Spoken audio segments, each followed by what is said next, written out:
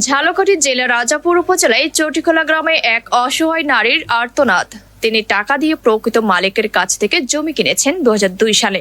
কেনার পরে তিনি মাঠ পর্চা জরিপের রেকর্ড এবং নামজারি করান। বরিশাল ব্যুরো প্রধান ফারুক হোসেন জানান, এরপরে 2005 সালে একই এলাকার বখাটে ভূমিদস্যু মন্নান গংরা একটি ভুয়া দলিল বের করে।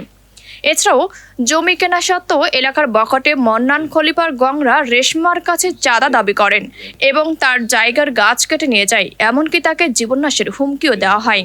কিন্তু বিভিন্ন মামলা হামলা দিয়ে তাকে বিভ্রান্ত করা হয়। 144, 145 ধারায় তাকে মামলা দেওয়া হয়, কিন্তু এ মামলায় রেশমা বেগম তার পক্ষে রায় পান। মন্নান গংরা তার আদালত করে সেখানে কোনো কিছু না পেরে কোর্ট অমান্য করে সে এটিএম কোর্টে আসে। এটা কিভাবে সম্ভব? এছাড়াও মন্নান গংরা রাতে তার বাড়িতে ঢিল ছুঁড়ে মারে এবং তার ঘরের টিন ছুটিয়ে ফেলে।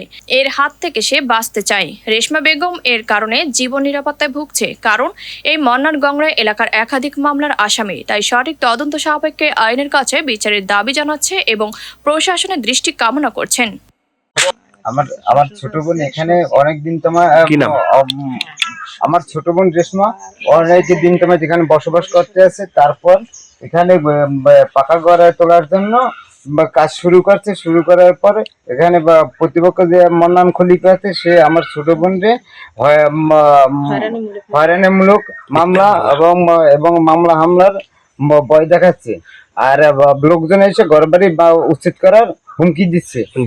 এই ডিল মেরে রাত্রে এসে ডিল মেরে তারপরে এখানে এইসব বেড়া ছুটেই ফেলায়। তারপর আমার ছোট বোন এখানে ওই কেস মামলা দিয়ে হয়রানি করতে আছে অযথা।